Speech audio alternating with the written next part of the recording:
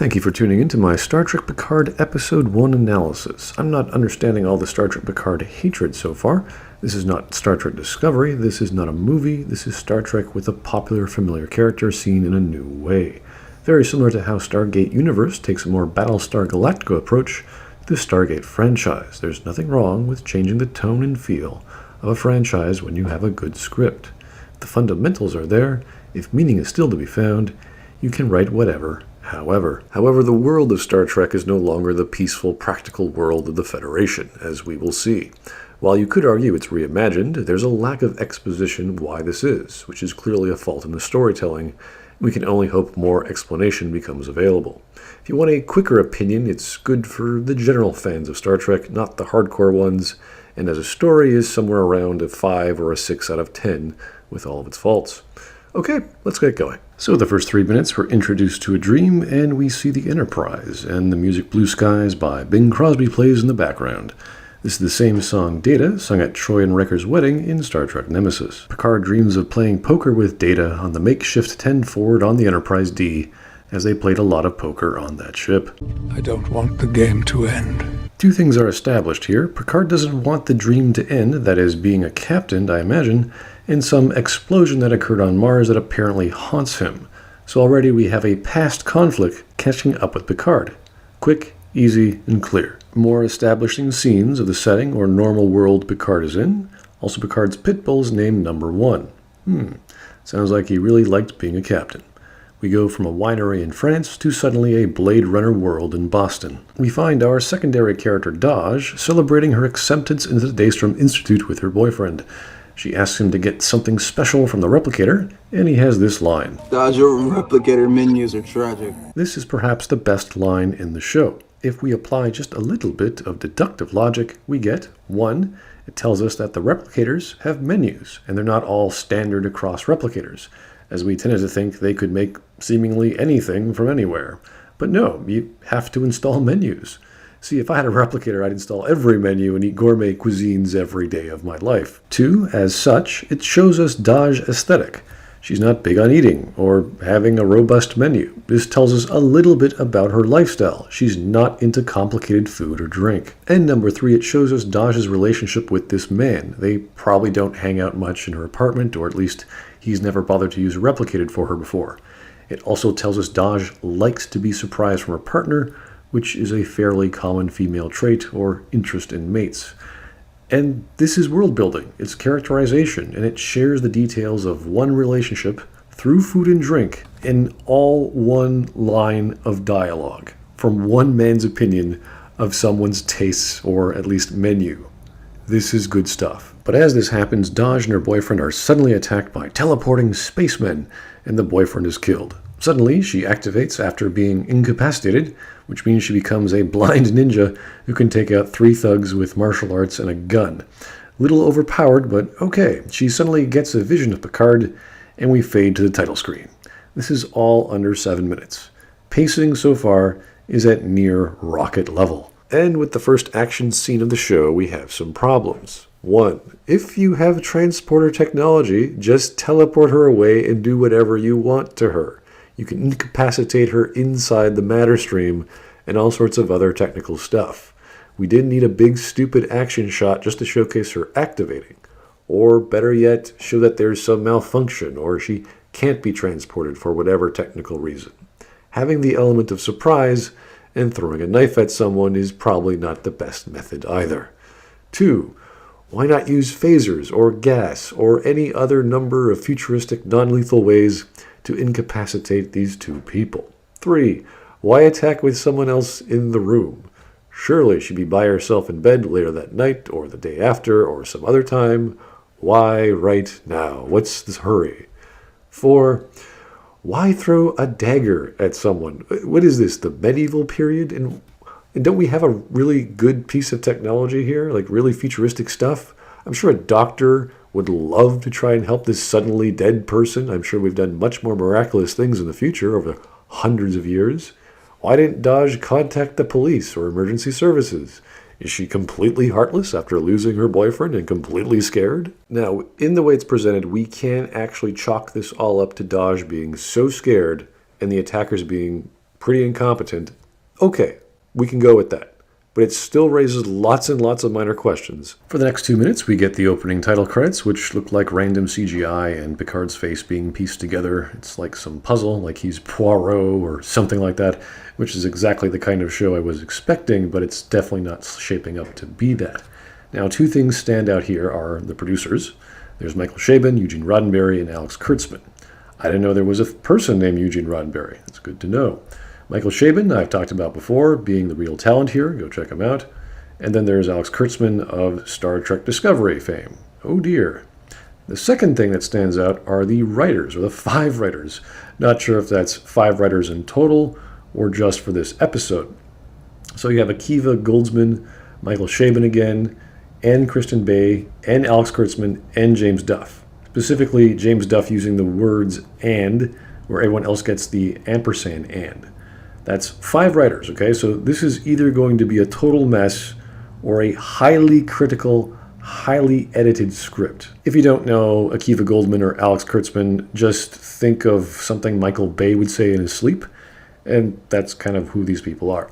The real gold here is Chabon, and thankfully it shows. We then get some beautiful vistas of the vineyard, and this show is now essentially movie-level quality, and Picard has a walking stick, yes. And we have Picard's, 4th attempt at the French language in all of Star Trek? Je sais que tu penses ramener ça à la maison. Mais c'est hors de question. I mean, you have a British Sir Patrick Stewart speaking French to his dog who's training it in French. It's just...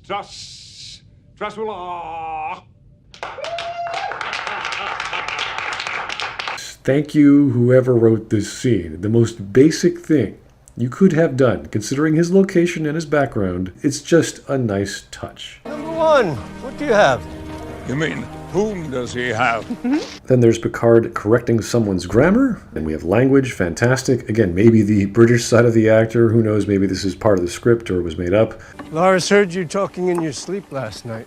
Picard's been talking in his sleep, and it appears he has 2 Romulan attendants. One with some, I don't know, Irish, maybe Scottish accent. You talked rubbish, but you're not sleeping. So the first question becomes, why does Picard have Romulan attendants? Picard has now reversed his grip on his walking stick, which implies he doesn't need one, or doesn't care, or maybe the angle of the ground is different. I am beginning to regret that I ever allowed myself to be talked into doing this. The vistas are still beautiful here, with loads of light and colorful flowers and trees. I mean, we are in France. It is gorgeous here. Tea, Earl Grey, decaf. Yeah. La guillotine, alors? Oh, the drama. Otherwise, the guillotine then, meaning he's going to be putting himself on the chopping block. Delivery, it just makes me laugh, but I'm so happy again that he's speaking in French, or using French language. He's a Frenchman. Thank you, one of you 5 Star Trek writers there, whoever did this. The attendant assures Picard the interviewer won't ask him a question about why he's separated from Starfleet. All right, dear Mr. Chekhov, question number 2. Why did Picard separate from Starfleet? A very nice place. It must have made Adam and Eve very sad to leave. Then the female Romulan Laris, with the British accent, reminds him that she has not forgotten who Picard is and what he did, or she hopes that he has not. And in this case, Stewart looks really old in this scene, and that's kind of the point of the show. So this interview is a great way to quickly explain history with Picard telling us what happened. So there was an event called the Romulan supernova. Romulans asked for help. Starfleet initially agreed, despite them being enemies or at war, to relocate close to 1 billion Romulan refugees. A mission to relocate 900 million Romulan citizens. Picard being very clear that they were lives, not Romulan lives at stake, and he compares this diaspora to another historical event, Dunkirk, which, in case you weren't aware, was made a movie a few years back. So the supernova is akin to the Germans, I guess, while the evacuation was done by a number of Allied forces. Not the closest analogy, at least in my head, but the desperation was the same, and if you know the evacuation of Dunkirk, you know what Picard is talking about. And then the unimaginable happened. I thought we were here to talk about a supernova. Now this is important not just for exposition purposes, but we're talking about the death of a star of a solar system's homeworld. Stars, you know that thing we're pretty familiar with these days? What a spacefaring society in the future would have a lot of knowledge about?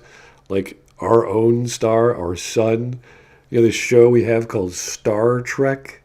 Stars take millions of years to die. For there to be a supernova, a lot of astronomers would kind of see this coming. That's like Earth saying, "Oh yeah, I see our sun. Yeah, we gotta evacuate like right now. It's gonna go in like a few months." No. Everyone would see this coming hundreds, if not thousands of years ahead of a star's death. So, question number 3, how did Romulus' sun go supernova with no one being aware until right now? You know, there's a story there, and we need to get at least one episode dedicated to what happened. So suddenly the events of the explosions on Mars occurred during or right after the Romulan supernova. This is a very strange topic switch, but it didn't seem to be a switch in regards to the conversation. The interviewer is just asking questions in a linear order of events. So why is Picard questioning the validity of this question? This event involved rogue synthetics destroying the Utopia Planitia shipyards near Mars or on Mars and igniting the flammable vapors in the stratosphere of Mars, which are still on fire today? In the stratosphere, Mars remains on fire to this day. In case you don't know, Mars does not have a stratosphere, so in the Star Trek universe, there's terraforming, so okay, they have an atmosphere now. That's complicated. Great. So there's no oxygen or other flammable gases to burn. What flammable vapor is there in Mars's atmosphere? You have the technology to terraform Mars in the first place. Then this is a problem that probably would have been solved in like one episode of Star Trek and is hardly something that would still be going on in the Star Trek universe for years.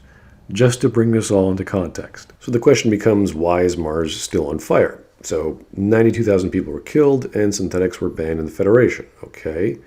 Picard finally gets asked why he left Starfleet. Didn't you, in fact, resign your commission in protest? And it was because they didn't save the Romulans. So he quit in protest. Now I'm going to let that slide because we're talking about the politics of Starfleet. Things can change. Organizations can change. Why are they different now, though? Times change. What really happened here? Conflict has to be set up for this to work, for Picard to be who he is. But still, here's another question. Why did Starfleet stop helping the Romulan refugee problem? So questions 1 and 2, why does Picard have Romulan attendants, and why did he separate from Starfleet, have been answered. Picard is seen as a hero to the Romulan people, and he didn't like Starfleet's order to no longer help the Romulan people, and potentially the study of synthetic life.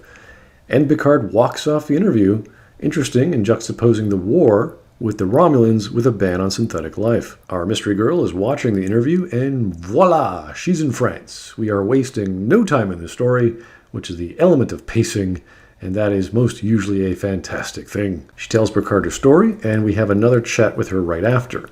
We're introduced to a symbol in the form of a necklace, which I thought was an engagement necklace, but nope, it's something else. So it doesn't seem too unusual to me. They talk about being strangers to themselves. Yes, good. Someone here knows writing. This is fine. Where protagonists are learning about themselves and their need to change. We've established normalcy, and now we're going into the different world. The call to adventure is sure to come next. She's off to bed and neglects her necklace on the table. It's a weird choice there, but okay. Another morning scene with Picard going through the paces, this time dreamless. And another establishing shot showing us the world of normalcy isn't normal anymore. But lo, Data is painting in the vineyard, and Data looks less puffy than before. Different uniform too, interesting. And boom, we were tricked. It was a dream. Picard fell asleep at his desk, which I'd probably be doing a lot if I was old and in charge of a winery, so this is not unexpected. He looks up to see the painting in his study that Data was making in his dream. So we jump to this huge helicopter shot of San Fran to the Starfleet archives. And boom, it's just one big room of memorabilia. There's the Stargazer, you got Klingon weapons, the Enterprise E, I think. There's the banner for that one episode of Captain Picard Day. And then we get some CGI stuff of Picard unlocking a transported painting from Data. For some reason, the AI hologram's eyes light up whenever it does a search for logs, which is completely unnecessary. We don't need this visual flourish, but we get it anyway. So all this information could have been done online or over the phone. Picard didn't have to physically go here just to ask if anyone saw this painting. So this scene isn't really that helpful, aside from driving the concept home that there were two paintings and bumping up the CGI budget, I guess. Come on, writers, stop being flashy here, just get to the point. So the question becomes, why does finding out that two paintings exist and that no one saw the second one is relevant? You see what I mean by wasting our time with all this CGI and exposition, which could have been solved in one conversation over the phone? I mean, what if someone saw the painting? Did they go build a robot after that? So we're back in Blade Runner France, and Dahj finally contacts her mom, and her mom already knows she went to Picard, which looks like her mom is fake, or something weird is going on here. So the next question becomes, who is the mom? Why is she telling Dahj to find Picard, and who is controlling her in this message? It just seems like a fake message. Somehow she can give commands to Dahj, Focus. forcing her to close her eyes and focus on Picard again. And then we get this massive floating haptic interface where Dahj can somehow hack into the planet's satellite system and find where Picard is. Okay, I guess we're watching an episode of The Expanse now. And then we have a scene with Dahj and Picard again. Just like that. I mean, this story just pushes itself as fast as possible. Now, this is believable with a synthetic droid running around, and we have transporter technology, so I can buy it. So Picard tells Dahj the story of Data's painting, how it's called Daughter, and it looks just like her. He doesn't tell her about Lol, but that's fine. This is another story with Data. I just thought that would have been pretty helpful. And this is the big theme of the story, in case you weren't paying attention. It's about synthetic life, and Picard's appreciation of all life, being an explorer in Starfleet, and the mystery surrounding the Borg with Data, which is good, because that's one of the basic tenets of Starfleet, of Star Trek, life, which is why Picard left Starfleet. Because it was no longer Starfleet. Even though it's currently being seen as bad and murderous, especially when you have a history of the Borg, this is what I think the show is going to tackle, and if there's anything next to an overarching plot, it's an overarching theme. So, bravo, show, you're looking good. They found us. Move, now! But suddenly, action, suspense, the teleporting spacemen have found the two, and there's a big scene where Dahj dies to an exploding future phaser assault rifle. Alas. Picard wakes from a fever of quick shots of previous dreams. Of course, Dahj had to bring everyone up to the roof, making an elderly Picard climb up some steps nice and slowly so they can be alone and fight. I mean, why not just stay out in the open with everyone around so someone could call for help? Did they want to protect the people? How dangerous are these guys? They're throwing knives at people. Where was the logic here? Wouldn't you be safer amongst other people? And Picard now thinks Dahj is dead, even though no one could detect her body or anyone else. I guess he's feeling guilty after swearing he'd protect her. The two Romulan folk believe it's a cloaking device, of course they do, but not a Romulan one because we could physically still see her. So Dahj's apparent death and Picard's swearing to protect her gives him the motivation to do something about her mystery. You think there'd be some sort of police investigation, but no, she's just dead, never existed, or let's not even contemplate the advanced discovery techniques detectives would have in the future. Blah. Either way, the call to adventure is being answered. Picard goes off to the Daystrom Institute, meets some researcher, and they discover that synths can't be made technically or even legally. The parts of B4 are in a drawer. They talk about the science behind Data, but don't mention Dr. Noonien Soong's name for some reason. It seems like a pretty good time to use it, too. Then we get another reference, Bruce Maddox. Oh yeah, that guy from that episode where Data was put on trial. Again, another opportunity to talk about more Star Trek lore. Picard shows her the necklace, and that does something to her.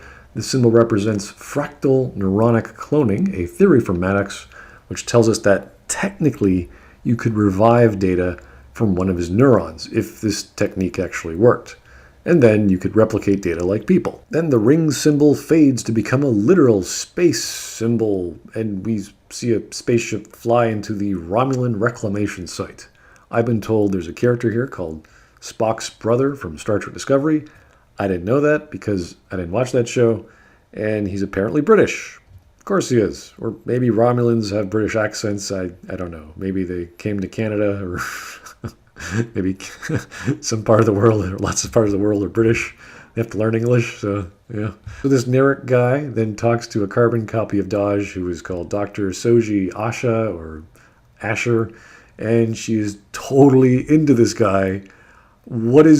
How did this meeting happen? It just happens. It just occurred. And it does not make any sense. Where's the context? Did they email each other? Is this a chance encounter? I mean, how do you get from the docking bay to what I guess is a hospital? Is she a doctor here? This is referred to as a forced scene, okay? Apparently Spock is dead, or this guy just lost Spock in some other fashion, I don't know. We immediately zoom out where they were talking next to a window. Windows are structural weaknesses. Geth, do not use them. And it's a Borg cube, so this reclamation site is one massive overhaul. So the story answers some questions it set up and leaves others to be answered later as we go along with the rest of the story. So far, the writing is fairly tight, and references to Star Trek lore are plentiful, and Picard has sufficient motivation to figure out the mystery of Dahj and her sister. Well done, Episode 1. Keep it coming. So there were a few hiccups, nothing major. The two scenes were one with Picard going through the archives was totally unnecessary. A line of dialogue or a phone call would have done it. And the last scene with Dr. Asher and Narek were just poorly set up, and that was completely forced. We got some very good writing with plots, themes, and symbols, and some poor writing of specific scenes. And of course, some amazing cinematography for a series like this. I relate to how the change in cinematography and feeling from Stargate Atlantis went to Stargate Universe. Still the same story world, but a unique spin on the feeling and a much more focused narrative, both with plot and with theme. Just give Stewart some French language classes, have him talk to David Suchet, or I don't know, just go talk to a French person. He's a Shakespearean actor. I'm sure he could pick this stuff up. I think he can even fake a French accent. Come on, just hire a French girl to talk to the man. Something, please. We've seen shots of Jerry Ryan, who plays 7 and 9, and the character who plays Hugh will be coming in soon, even just for cameos, which is going to be pretty cool, as the theme of synthetics is good focus for a story and plot of this type. I also hope to see a Brian Brophy reprise his role as Bruce Maddox, similar to how Brent Spiner reprised his role in Enterprise, or just bring in someone else to play Maddox, doesn't matter. Awesome stuff for Star Trek fans. Keep it coming, Mr. Michael Chabon, and Star Trek isn't dead yet. Good to hear. Thanks for listening, folks. We'll hopefully see you again in the next episode if all goes well and there's something that catches my eye.